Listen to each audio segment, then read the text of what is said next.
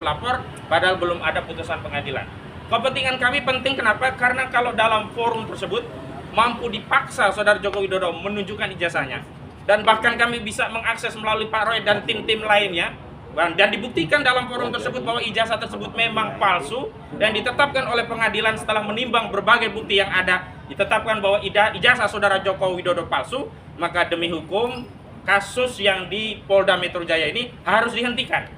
Karena tidak relevan orang ya disebut fitnah dan pencemaran padahal terbukti ijazahnya palsu.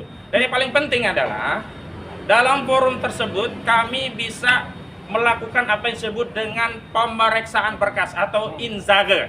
Dalam proses pemeriksaan berkas tersebut kami bisa mengakses langsung berkas ijazah Saudara Joko Widodo yang hari ini konon disita oleh Polda Metro Jaya sebagiannya, dan sebagiannya masih pada genggaman Saudara Joko Widodo, yakni SD SMP, karena yang dulu ditunjukkan di 15 Desember 2025 yang lalu dalam proses gelar perkara khusus itu hanya SMA dan S1, itu pun yang diperlihatkan kepada kami hanya S1-nya.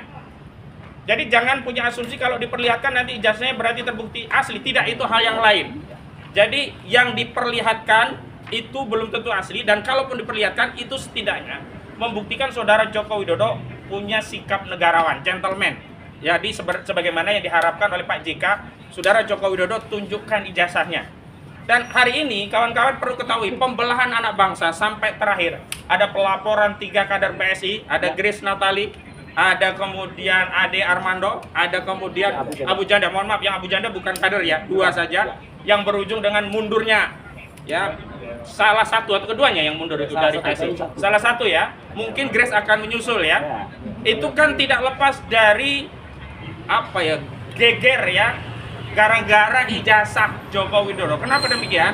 Kronologisnya, sebelumnya mereka ini mengedit ceramah Pak JK di UGM yang kemudian dipersepsikan lain, di framing lain, sehingga konteks daripada pendidikan tentang kebangsaan, tentang perdamaian, tentang kerukunan yang disampaikan Pak JK dipersepsikan seolah-olah itu justru pecah belah antar elemen anak bangsa, antar elemen umat beragama, dan kemudian ketiganya dilaporkan oleh 40 ormas Islam.